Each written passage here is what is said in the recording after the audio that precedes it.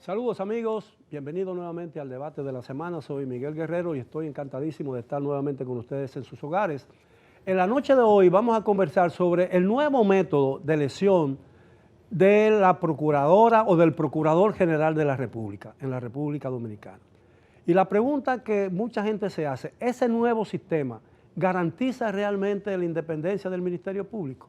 Para hablar de este tema tengo a 4 destacados abogados constitucionalistas, los doctores Julio Curi, César Alcántara, Tiago Marrero y José Eliseo Almanzar. Buenas noches, caballero, gracias por aceptar nuestra invitación. Gracias, Miguel, a ti por la invitación. El gobierno se ha ufanado de que las medidas que ha tomado en el orden de la justicia, que tiene que ver con el Ministerio Público, es una garantía de la independencia del Ministerio Público. ¿Comparten ustedes esa apreciación, doctor? A ver, Miguel, hay que hacer memoria de lo que ha sucedido en los últimos 4 años y 6 meses.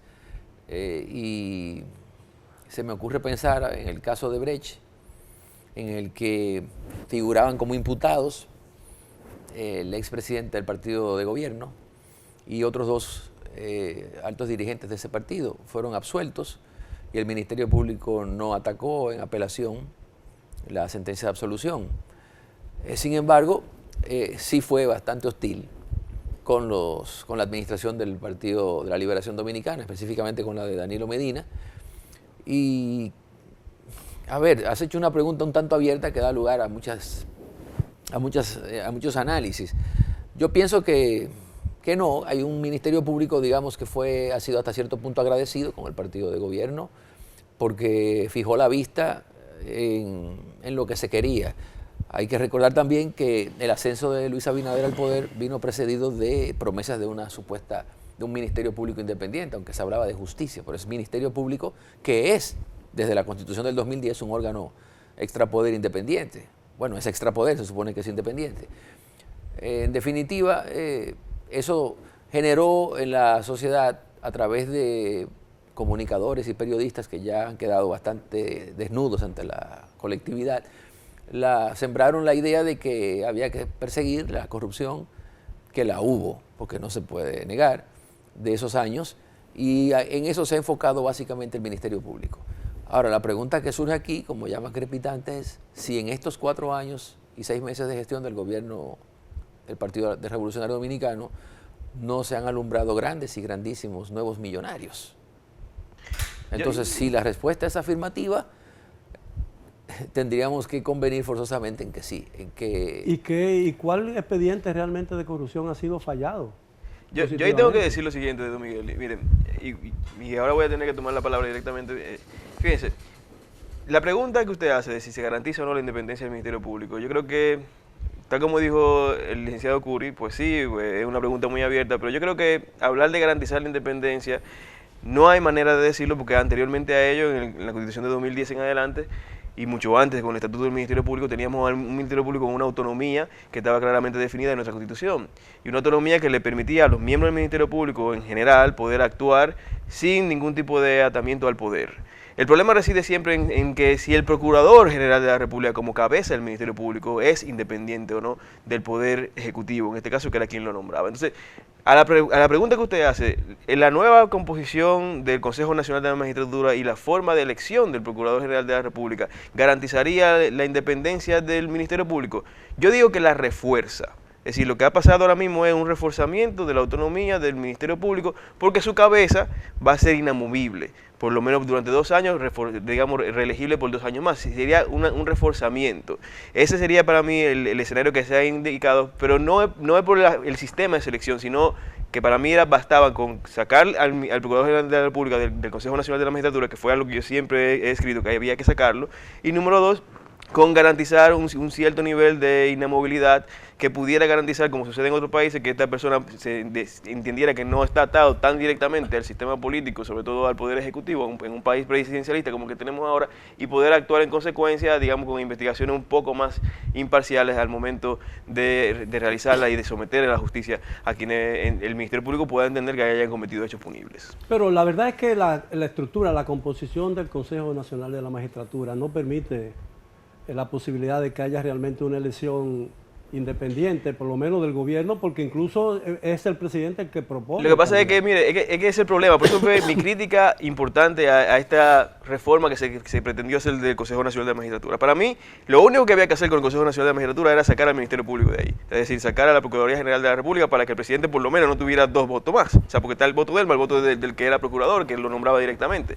Y también porque yo siempre he criticado que un procurador también sea elegido por los jueces, así como también critico de esta composición que los jueces sean quienes elijan al Procurador General de la República, con lo cual, por la incompatibilidad, por lo que significa la transegancia, la interacción que hay entre el Ministerio Público y Justicia, para mí no tiene ningún tipo de sentido, ni que los jueces elijan al procurador, ni que un procurador elija un juez. Eso es lo primero. Pero, de todas formas, para garantizar una mayor autonomía, una mayor independencia, el Poder Ejecutivo podía seguir nombrándolo. Lo que pasaba era que tenía que garantizar que hubiera cierta inamovilidad. No era necesario hacer esto un trámite mucho más burocrático, porque a veces nos perdemos en lo claro y tenemos que entender que nuestra tradición política en este país es una tradición eminentemente presidencialista. Y eso significa que el juez de la Suprema Corte de Justicia, ninguno de los dos que están en el Consejo Nacional de la Judicatura, es decir, ni el presidente ni el juez miembro, le van a decir que no al presidente cuando diga, esta es mi designación. Ni tampoco lo van a hacer el presidente del Senado, que siempre forma parte del partido de gobierno, por tradición. Ni lo va a hacer tampoco el presidente de la Cámara de Diputados. Entonces, lo que estamos haciendo es burocratizando más la elección, que antes era simplemente un decreto. Era simplemente un decreto. Yo creo que circunscribir la independencia del funcionamiento de un órgano al mecanismo de asignación es un ejercicio un tanto reduccionista. Un tanto reduccionista del tema, ¿no? Estos 4 años, como dice Julio, la sociedad, el Ministerio Público ha funcionado con, por lo menos en apariencia, niveles de independencia. Pero no ha resuelto ningún caso. No, claro que no, porque ese no era el objetivo. El objetivo no era resolver ningún caso, el objetivo era construir casos, no resolverlos, ni obtener sentencia, era construir los casos, bien o mal construidos, como estén, pero que hubieran o existieran casos. Yo recuerdo que muchos de esos periodistas que hoy están en la picota eran los que encabezaban un movimiento que decían que si aquí en diciembre del 20 no habían presos, en enero iban para la calle otra vez. O sea, le pusieron hasta calendarizaron el tema y ciertamente lo complacieron porque en diciembre vinieron los primeros presos que todavía no han podido condenar, 4 años y medio después. Entonces llevando, por ejemplo, el único expediente que ha sido judicializado de este gobierno, el caso de la Operación 13, y los imputados principales resultan descargados. ¿Pero por qué? Porque el juez anuló el acuerdo que hizo el Ministerio Público independiente. El juez anuló ese acuerdo de cooperación de unos imputados y el imputado principal quedó absuelto. O sea, eso es lo único que hay como resultado. ¿A qué expediente se refiere? Operación 13 es el caso de la lotería. Ah, es la lotería. Después, los temas, los éxitos, ¿no? Que ha exhibido este Ministerio Público son algunas recuperaciones que se alega que se han obtenido, pero de una forma poco transparente, porque todavía este país no se le ha rendido cuenta de qué fue lo que se pactó con esas personas y bajo qué circunstancias. Muchos de esos acuerdos no van a resistir un cuestionamiento judicial cuando, para decirlo en términos llanos, se le mete el bisturí legal y se someta a cirugía y se vea qué fue lo que se hizo ahí y qué fue lo que se pactó. Aquí hay acusados de soborno sin sobornante, porque el sobornante es un testigo que ni siquiera fue mencionado. Aquí hay personas que están mencionados en todos los interrogatorios como actores y ejecutores de hechos punibles y ni siquiera están imputados y devolviendo dinero. ¿Bajo qué? ¿Cómo tú le recibes dinero a una persona que está sindicado por cometer actos de corrupción y después tú mismo no lo acusas, lo usas como testigo? Entonces deja al cómplice acusado y a él no lo acusa y le recibe dinero. Entonces, ¿cómo eso se explica? Porque el derecho es pura lógica. Bueno, eso se explica ahí con un criterio de oportunidad en ocasión del 370 del Código Procesal Penal y utilizar los testigos como testigos reina en un proceso de organización criminal compleja. O sea, eso desde el punto de vista del Código Procesal Penal eso está claramente definido. Eso es una técnica. Yo entiendo lo que dice. O sea, desde el punto de vista moral. Perdón, Diego, perdón. Porque lo tratamos Sí, aquí, sí, César. Estamos aquí en los criterios de oportunidad. Lo que pasa es que el criterio de oportunidad no Eso- se ha concebido para favorecer a un coautor que Exactamente. esté en una misma línea de participación que los demás que sí se quedan como imputados. A ver, César. La legalidad ahí se ha perdido un poco. Volviendo al tema anterior, yo pienso que la elección del Ministerio Público no tiene ninguna diferencia como se hacía antes. Lo nombra, ahora dice que lo propone el presidente de la República, pero al final es quien lo nombra. Se ha hablado por ahí que debió ser por medio de una terna, eso tampoco lo cambia, y que debió hacerse, esa persona debió someterse a vista pública, ¿no? Pero eso tampoco cambia porque al final quien manda esos nombres es el presidente de la República. Ahora bien, no podemos olvidar o obviar en este momento que hay un quiebre con relación a la historicidad del Ministerio Público. ¿Por qué? Porque ahora se refuerza la figura de la autonomía del Ministerio Público, porque ya el presidente, una vez que ya lo escoge el Consejo Nacional de la Magistratura, ya no lo puede remover porque se metió allí, metió con tal amigo, tocó tal tecla como se hacía antes, ya no lo puede remover, sino que esa persona va a durar los 2 años y a los 2 años va a ser sometido a una evaluación que podría pasar a ocupar el cargo, a desempeñar el cargo por 2 años más. ¿Qué criterio primó cuando se fijó la duración del Ministerio Público en 2 años, cuando se había hablado que eran 4? Bueno, precisamente eso que él está diciendo. Si te portas mal, te tienes que portar bien estos 2 años, porque en 2 años hay una evaluación. Si te quieres quedar, tú tienes que hacer lo que yo diga. ¿Entiendes? Es un mecanismo de sumisión. Es un mecanismo de control.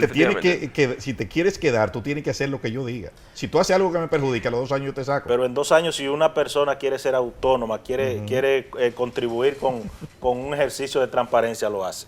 Yo estoy totalmente de acuerdo con César, realmente. Honestamente, yo no estaba muy de acuerdo con la inamovilidad que se pretende tener del procurador, porque yo le tengo mucho miedo a lo que hemos visto en los países hermanos de Latinoamérica, donde el procurador general o el fiscal general o el ministerio, a veces el Ministerio Público, cuando tiene ese nivel de autonomía, sobre todo cuando tiene muchos años. ¿Te refieres a Perú, no? Por ejemplo, Perú, sí, claro, pero Guatemala. también Guatemala, donde la desestabilización del sistema de partido y del sistema político en general se ha debido justamente a lo que serían lo que se llama el lawfare, ¿verdad? De la utilización de los medios de la justicia para resolver un problema político que sería de legitimidad propia del sistema, por así decirlo, de legitimidad democrática. Entonces, eso yo le tengo mucho miedo porque nosotros en la región por lo menos somos en ese sentido un ejemplo de estabilidad a partir por lo menos de los 80 para acá. Podemos decir que hay una estabilidad más o menos clara y sobre todo a partir del 96 una estabilidad clara que nos ha permitido crecer y seguir desarrollándolo con bajas y altas que hemos tenido, ¿verdad? Y entiendo que tener una procuradora o un procurador con cierto nivel de autonomía sin poder tener el control directamente del presidente y que comience a perseguir, que puede ser cierto que haya cometido hechos punibles, como también puede que no lo sea, simplemente porque también tenga su propia agenda política, su propia agenda de superindependencia, anticorrupción, a todo quiebre, pues pudiera poner en riesgo otros valores que son muy importantes, porque, ojo, no estoy diciendo con eso que tenemos que perdonar la corrupción y que no hay que perseguir ni nada por el estilo, porque quien lo hace mal tiene que ser sancionado. Lo que pasa es que hay que entender los riesgos a mediano y largo plazo que supone tener un procurador que de repente sea un insumiso o se rebele en contra del sistema. Los medios de comunicación, la opinión pública o parte de la opinión pública han recibido y celebrado la elección de la nueva Procuradora General como un premio a su eficacia y su eficiencia como Ministerio Público, como fiscal. ¿Tiene sentido esa apreciación?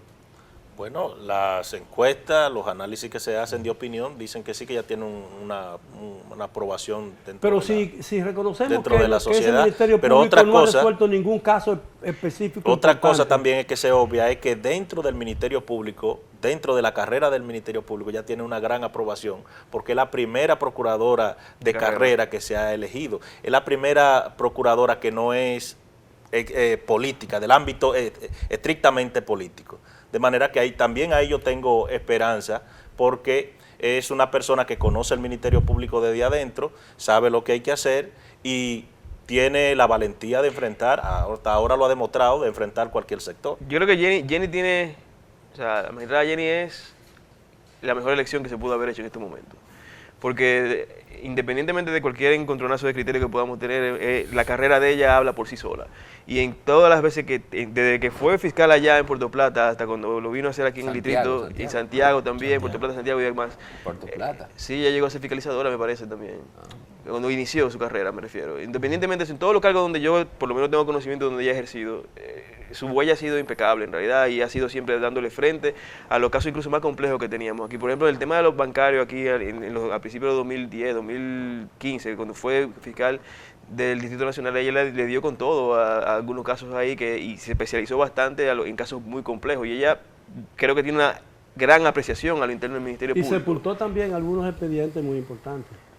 Bueno, el caso de Leonel Fernández. Sí. Eso es la única tara que yo creo que ella tiene, en realidad. Porque increíblemente, mira, y eso es una crítica que siempre la hago, ella archivó ese proceso de Leonel Fernández diciendo que los tipos penales que tiene el Código Penal no aplican, pero sin embargo, para los procesos que estamos conociendo hoy día, todos aplican los tipos penales. Esos mismos tipos penales que ella dice que no aplicaban porque era muy vetusto para poder archivar el proceso de Leonel Fernández, lo está aplicando ahora en la mayoría de los procesos. Entonces esa parte ahí, quizás es una evolución de criterio. Yo creo que el ser fiscal, el ser buen fiscal no implica ser un buen gerente.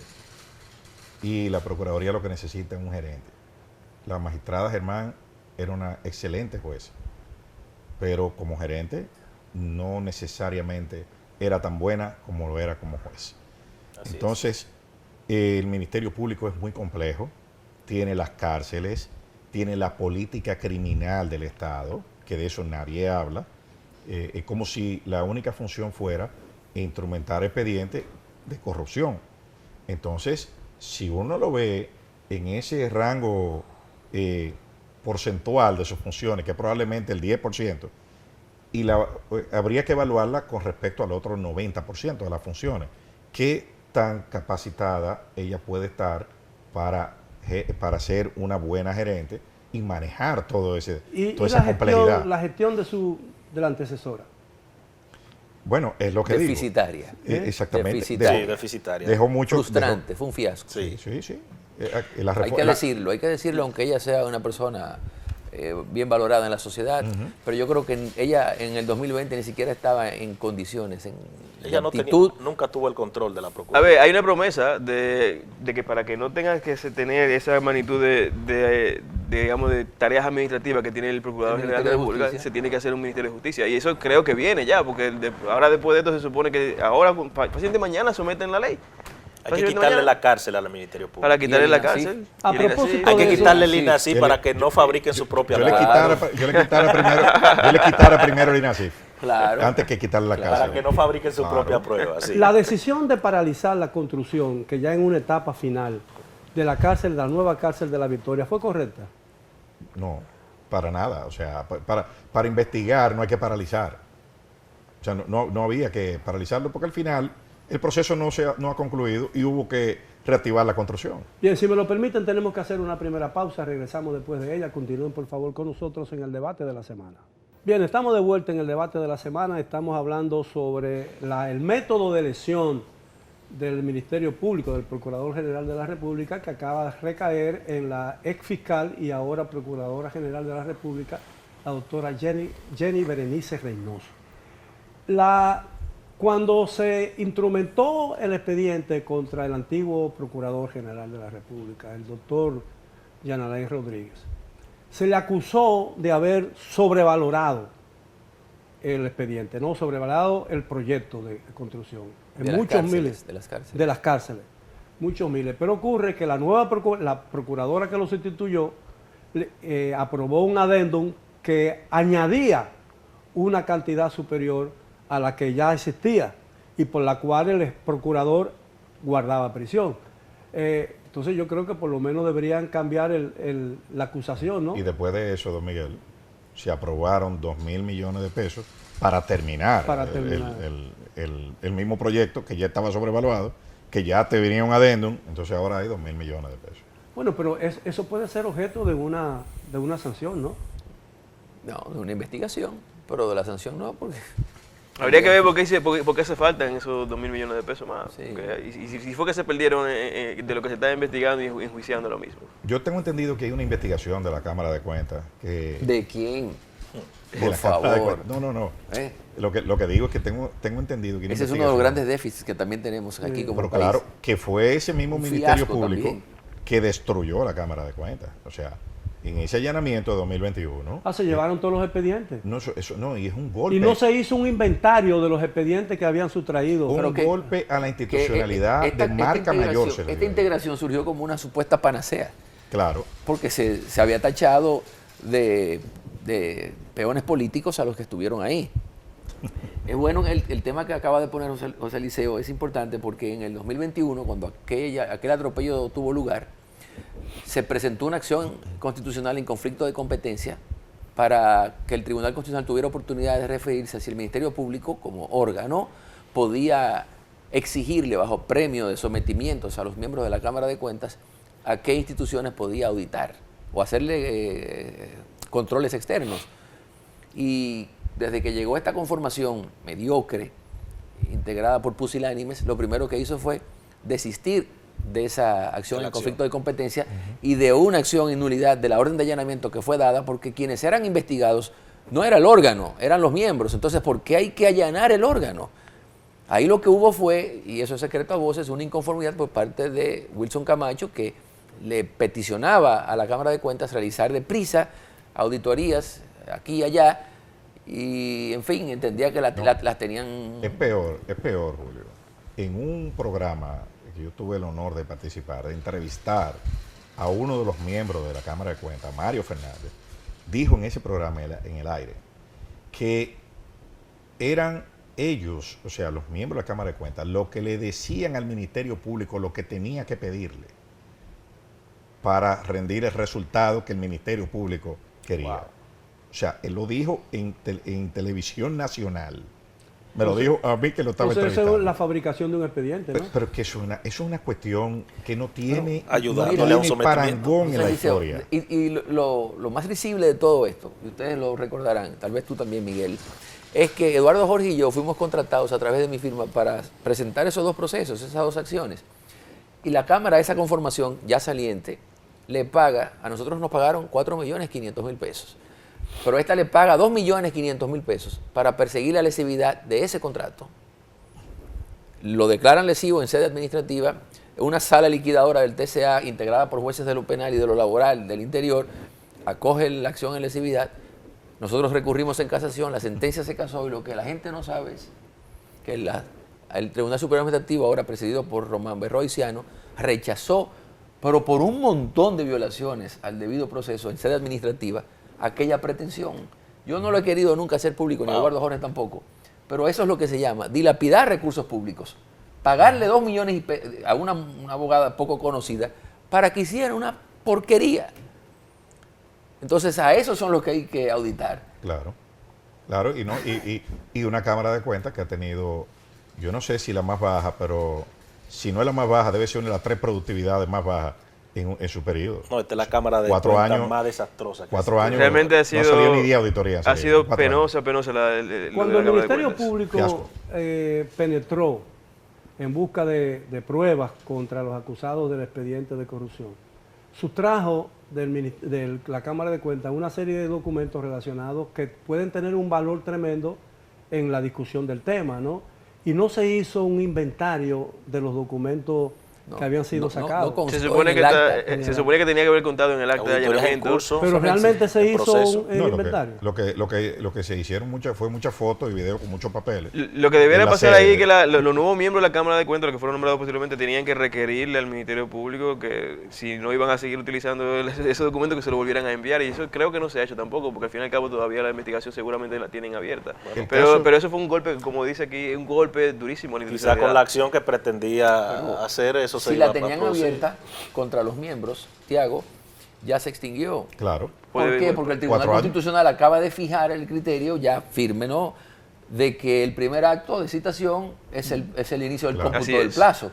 Y a todos esos miembros de la anterior Cámara de Cuentas los citaron antes en el 2020, 2021, y estamos en el 25. bueno, ya pasaron Digo, 4 años. habrá que ver de qué se... Bueno, si El es de allanamiento. procedimiento, sí, pues específicamente. El claro. allanamiento fue el 21 de febrero de 2021.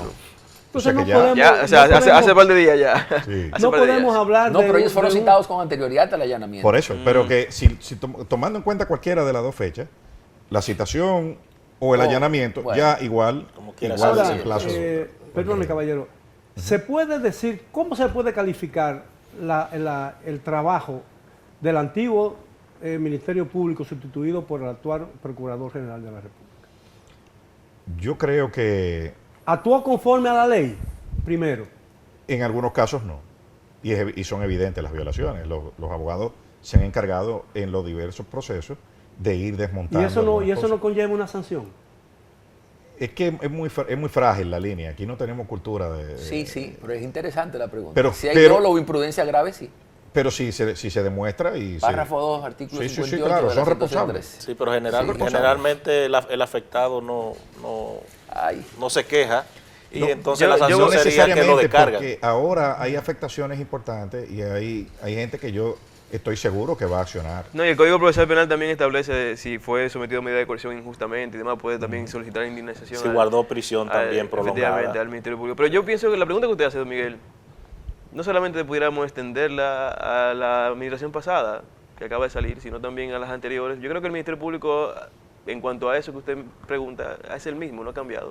O sea, porque tanto la gestión también de Jean Alain Rodríguez como la que estaba antes, Domínguez Brito, como la que estaba antes, todas han, de alguna manera u otra, nunca han sido muy apegadas a la ley en el momento de perseguir a quienes someten por hechos punibles. Entonces, son de las falencias institucionales que tiene el Ministerio Público. es una verdadera opinión. Entonces, lo que pasa es que quizás en la última gestión, pues como tenemos este tema de que hubo promesa de parte del Poder Ejecutivo de que iban a haber sometimientos y que iban a perseguir la corrupción y todo eso, pues toca intereses mucho más políticos y por eso sale mucho más en la palestra, pero siempre han habido violaciones. Mire, cuando comenzó el proceso de Odebrecht, que tuvo que ver con el caso de que ya era Procurador General de la República, Jean Alain Rodríguez, ahí hubo un sinnúmero de violaciones a derechos que finalmente dieron con sentencia que absolvieron a todo el mundo, porque la absolvieron a todo el mundo, no quedó nadie Fue un condenado, desastre. ¿verdad? Porque eso fue un desastre, porque eso fue una carrera. No, eso fue una carrera, eso fue la presión ciudadana, El desastre no fue provocó el desastre no fue justamente la sentencia, fue el pre- proceso.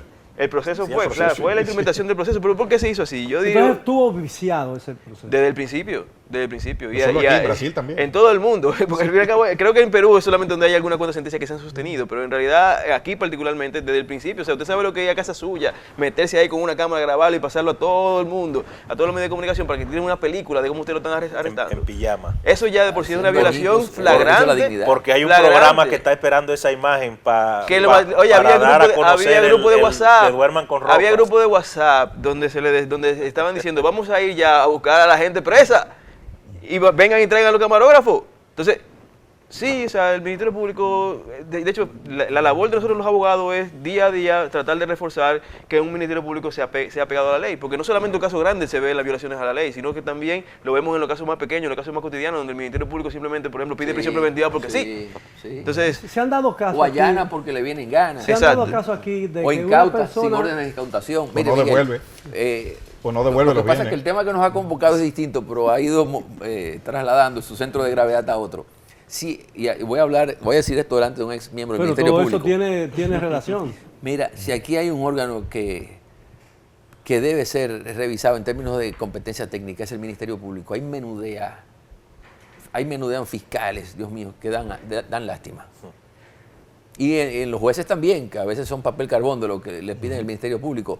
Dar órdenes de allanamiento sin hacer constar cuál es la razón que lo motiva ni qué objetos se pretenden encontrar en el allanamiento. En fin, prisiones, órdenes de arresto que no se subsumen en ninguna de las causales que prevé el propio código. Hay mucha arbitrariedad. Y la pregunta que tú formulaste ahorita, hace un momento, sobre si hay consecuencias, sí. Porque si yo puedo demostrar que he sufrido una afectación como consecuencia de esa actuación antijurídica, porque no contra el Estado, contra el órgano, en este caso el ente, que ya será el Ministerio Público, sino contra el juez o el fiscal que no pueda alegar, porque es ignorancia excusable, estamos ante una falta que compromete su responsabilidad patrimonial. No existe el concepto de mala práctica en la justicia dominicana. siempre ha habido, o sea, siempre ha sido Judicial. posible. Responsabilidad, Sí, sí. siempre ha sido posible demandar a los jueces, al Ministerio Público, en caso. Ahora, el pasa es que usted sabe que entre bomberos no se pisa la manguera. No, y tú demandas un Esa es juez, una realidad tú también. demandas a un juez o demandas a un fiscal y se apandillan todo contra ti. Claro. Aquí se han dado casos de que... Claro. Claro. Aquí se han dado muchos casos, no un solo, muchos casos importantes en investigación del Ministerio Público sobre casos de expedientes de corrupción, que el acusado visita o es convocado a la fiscalía, lo interrogan 3 y 4 horas, lo vuelven a interrogarlo 3 y 4 horas al día siguiente, lo despachan para irlo a sacar preso a su casa a las 11 de la noche con guardias y policías en un edificio familiar donde viven 50 o 60 familias. Esa práctica no es condenable. Es malsana. Desde el punto de vista moral, sí, Es malsana. aunque sea legal, pero recuerden una vez que fueron a allanar a un fiscal a Puerto Plata y lo acribillaron en lugar de citarlo a la Procuraduría y arrestarlo ahí.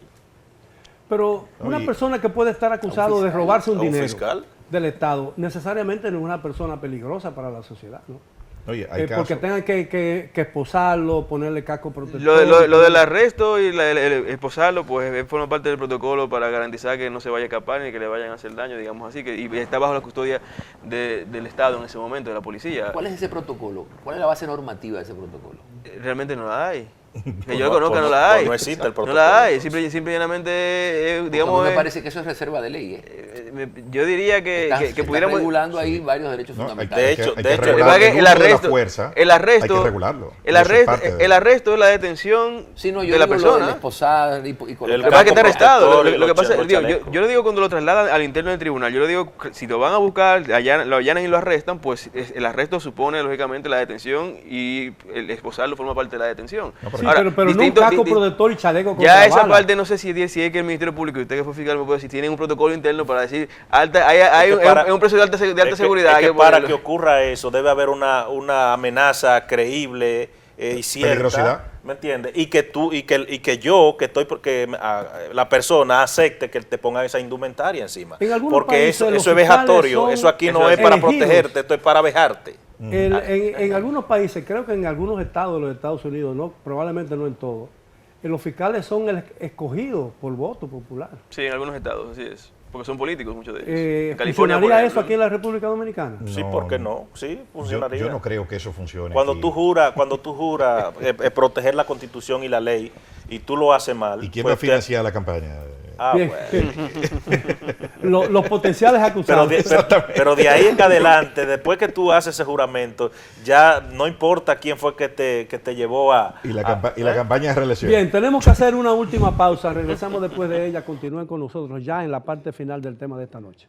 Estamos ya en la parte final del tema de esta noche. Estamos conversando sobre el Ministerio Público.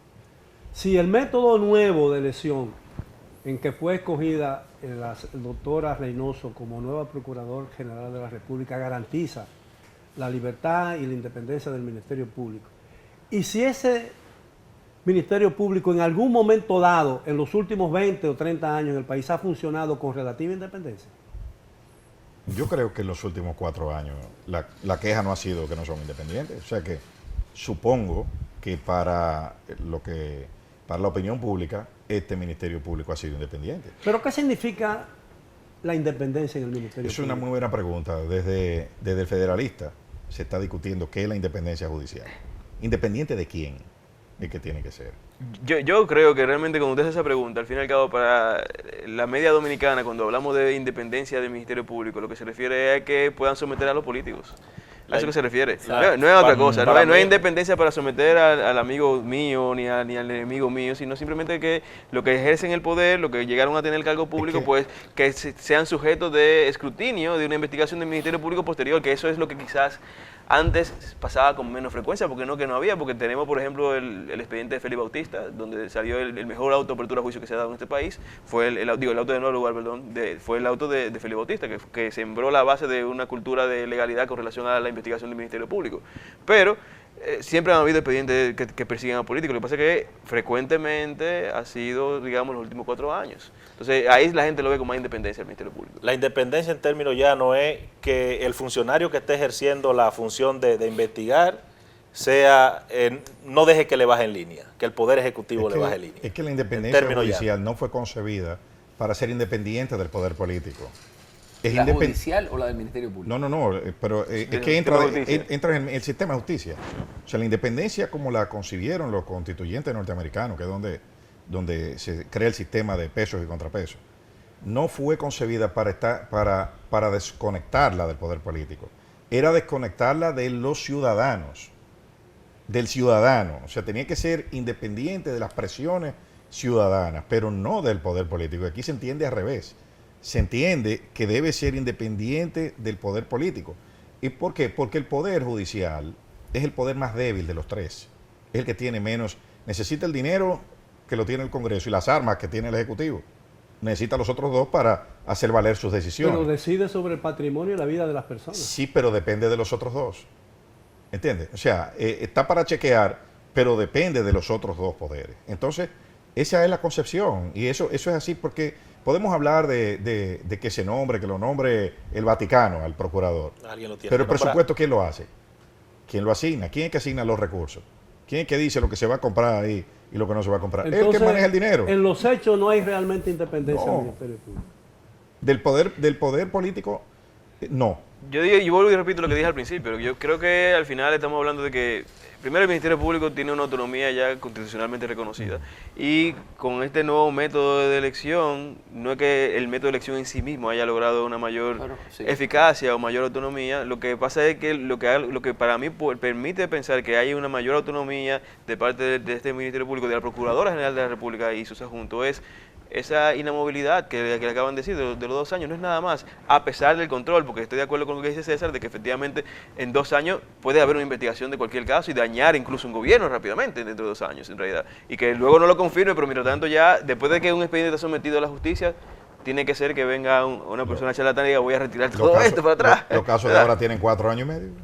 Pero es que ya está. El procurador no ha durado. Pero ya está, son casos complejos. O sea, son casos complejos, son con una acusación de 5.000 páginas y cientos y miles de pruebas en realidad. El argumento de caso complejo ha servido a la Procuraduría y al Ministerio Público para mantener más tiempo encarcelado a una persona cuya complicidad o acusación no ha sido probada. Eso es lo que pasa, que el código también que le El da... asunto de caso complejo yo pienso que ha sido mal utilizado. Yo creo que lo que viene ahora, después de la sentencia del Tribunal Constitucional que declaró inconstitucional la ley 1015, va a venir una reforma necesaria al Código Procesal Penal. Y ahora la complejidad, la prisión, el máximo de la prisión preventiva lo llevarán a 2 años, 3 años. No, probablemente, yo creo que no. Yo creo que lo que se va a restaurar lo que había originalmente en el Código Procesal Penal. Sí. Creo que es una oportunidad para que se haga, pero puede ser como dice Julio. Nada quita que pongan 3 años de prisión preventiva. Okay. En la universidad escuché justicia tardía, negación de justicia. Justicia Justicia demorada, justicia denegada. Sí, justicia denegada.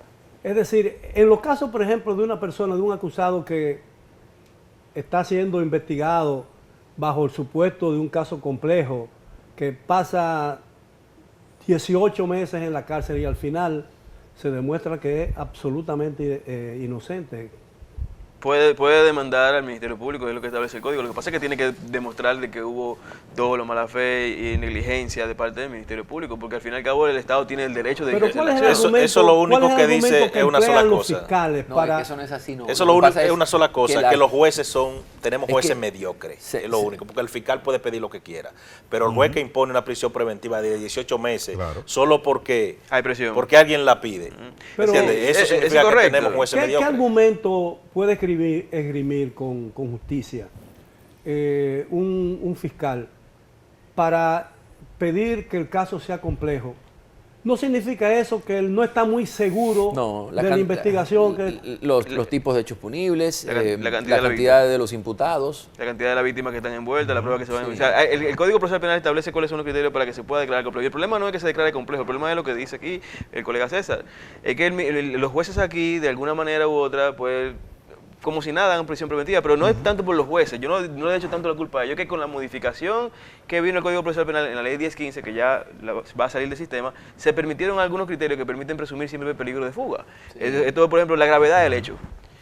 ¿Qué hecho penal? Y eso es lo que yo le digo a mis estudiantes de Derecho Procesal Penal. ¿Qué hecho penal no es grave? Porque todos los hechos penales, si hay una sanción de privación de la libertad, se considera grave. Entonces, el hecho de que estemos hablando de una corrupción administrativa va a ser gravísimo porque implica entonces fondos del erario y de la comunidad política y del Estado, que lo implica todo. Entonces, siempre va a ser grave. Ya con solamente que haya un tema de corrupción administrativa es suficientemente grave para decir que hay presumiblemente... Son principios y para mí se debe reglar. La estructura debe ser una norma cerrada en un lenguaje prescriptivo. Solo se podrá imponer prisión preventiva en los siguientes casos y tasarlos. Correcto. Para sustraerle, enajenarle esa discrecionalidad. Eso sería excelente, en realidad. Eso sería Pero ¿cuántas veces un fiscal puede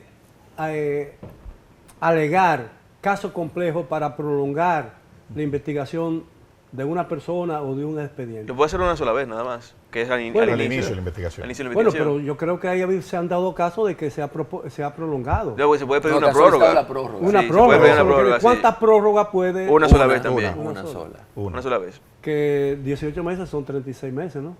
No, eso- no, No, no es en ese caso no. Lo que Son pasa- 6 meses, ¿verdad? Sí, La sí. prisión preventiva dominicana es una condena en cualquier parte del mundo. Pero la prisión preventiva, en caso de que se ordene la prórroga, hablamos del máximo, que sería de los 18 meses, entonces tiene que cesar. En principio.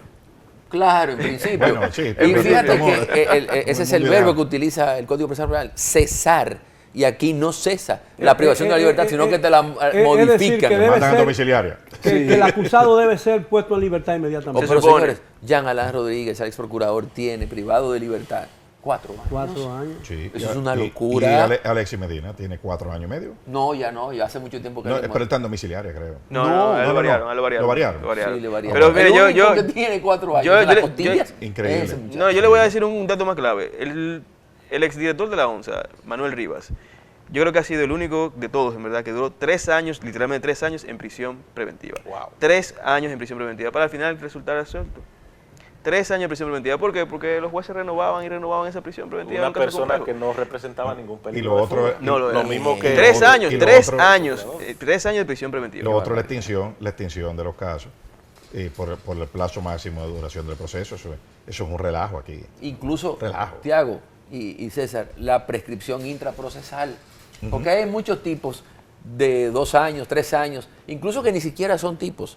El enriquecimiento ilícito de la ley 311-14 no es como no tiene una conducta descrita en la norma, sino simplemente pasa a la sanción. Eso no es un tipo penal. La corrupción del Código Penal no es un tipo penal. La prevaricación de los artículos 166 y 166 no es un tipo penal. Es decir, que no merece prisión. No, es que la... Preventiva, Que la- no se la describe incluyen. qué constituye la conducta. O sea, Exacto. ¿cuáles son los elementos que deben estar?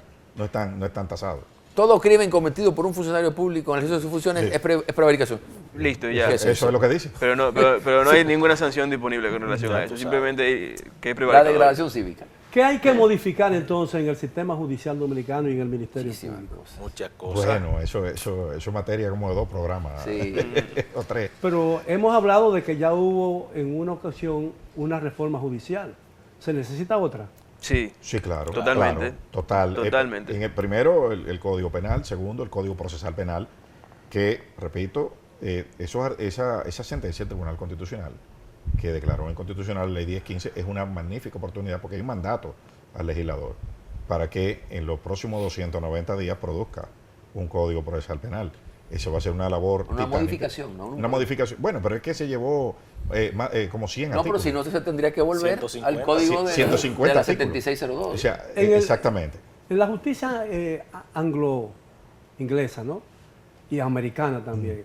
Cuando un juez ordena la libertad de un acusado, hay que quitarle las esposas y enviarlo a su casa directamente. Sí. Aquí vuelve a la prisión. El código establece que si le absuelven, usted debería salir inmediatamente por su propio pie de la sala del tribunal. Del Lo mismo establece salón de expresamente. audiencias. ¿Y Pero entonces en la- por qué se viola eso? En la práctica, lo que pasa es que hay que darle de baja en la cárcel. Hace un descargo. Eso es lo que pasa. Ese descargo- Eso es un tema burocrático. descargo que Ahí puede hay un durar hasta conflicto- meses. ahí hay un conflicto jerárquico entre lo que es una norma de rango legal con una Injusticia. reglamentaria. Un protocolo. O sea, que no es Señores. posible que en base a esas decisiones, que son actos administrativos, una persona se mantenga 1, 2, 3 días más privado de Así libertad. es. Porque lo que hay que darle a la custodia una certificación de que esa persona, el juez, la puso en libertad y en la custodia lleva eso a su comandante y ya. Y listo. Pero aquí él le tiene que llevar el preso allá, porque si no el preso es él. Bueno, entonces es una violación del Totalmente. Señores, no nos vayamos más lejos. Según las estadísticas del sistema de defensoría pública aquí, la mayoría de las audiencias se aplazan porque el mismo Ministerio Público, que es el que tiene la custodia de los imputados, no lo lleva. No lo trasladan a las O pide audiencias. aplazamiento porque no tiene el expediente. Entonces a ese nivel es que nosotros estamos. El que es el dueño de la acusación. En materia judicial. Eso significa que una persona por falta de transporte puede permanecer Porque el mismo toda su vida en la cárcel. mismo que lo tiene preso, que pidió 18 meses, no lo lleva a la audiencia. Yo he escuchado muchas veces O sea, que el Ministerio Público dice, yo no soy el fiscal que lleve ese caso. Sí, pero la ley dice que usted es único e indivisible. Sí. El que se paró ahí representa al Ministerio Público, usted debe tener el expediente. No, es que yo no me quiero meter en eso porque eso lo lleva fulano. Bueno, Increíble. Ahora, la pregunta que usted hace, ¿qué tenemos que hacer por el Poder Judicial? Y yo lo voy a ligar, por el sistema judicial, yo lo voy a ligar con lo que iniciamos hablando en este programa, de la independencia, ¿verdad?, del Ministerio Público. Mire, yo soy de opinión que, y lo he dicho desde un principio con el primer gobierno del presidente Abinader, y lo sigo repitiendo hasta ahora, siempre se ha hablado de justicia independiente, pero nunca vamos a poder hablar de justicia independiente si no se hace lo principal, que era lo que conversaba el doctor Eliseo. Hay que darle cuarto a la justicia. Hay que darle cuarto a la justicia, y cuando me refiero a cuarto a la justicia, me refiero a darle dinero al Ministerio Público y dinero al Poder Judicial. Pagarle bien. ¿Para qué? Para tener infraestructura digna, número uno, tanto para el Poder Judicial como también para el Ministerio Público, para que ambas instituciones puedan realizar una reforma al interno de su estructura de recursos humanos para garantizar que tengamos mejores fiscales y mejores jueces, para que tengan más personal, para que puedan redactar más sentencias, mejores acusaciones, para que puedan realizar investigaciones más eficientes y efectivas con los recursos que se puedan tener. Su competencia, su Y- nivel de claro, capacidad. y poder lo de los fortalecerlo. jueces también. Y poder fortalecerlo, a eso me refiero, porque todo Necesitamos eso... más tribunales. Más tribunales para que haya menos, digamos, atascos judiciales como lo que hay ahora mismo. Entonces, no podemos hablar de justicia independiente si no se invierte en la justicia. O sea, no es solamente de venir y dar un Picasso en el palacio que tiene como 20 años construyéndose, básicamente. No, se terminó ya. Ya se terminó, pero tenía 20 años construyéndose. finalmente. Tenía 20 años construyéndose. Espero que mis compañeros no se sientan mal, pero en el Ministerio Público la mayoría de los que están ahí, los que saben en legislación, no saben derecho. Sí. ¿Tú sabes lo que le acaba de decir? No, Una claro. cosa es el ordenamiento jurídico, otra cosa es el derecho. Porque detrás del ordenamiento jurídico, por encima, no detrás, están los principios y los valores. Y hay que saber que interpretar. saben. que sustenta la justicia. Se sabe la ley, por Sí. la ley. Nosotros aquí... Incluso de forma legalista. Bien, caballeros, Literal, el tiempo se nos pero- agotó. Le estoy muy agradecido por la magnífica oportunidad que nos dieron. Convócanos de nuevo a otro programa, Claro. porque hemos Ah, hecho un buen magnífico, programa. magnífico, así es. yo hasta vendría. Ha sido todo por hoy. Gracias por su atención. Lo espero el próximo sábado para otro programa similar. Hasta entonces.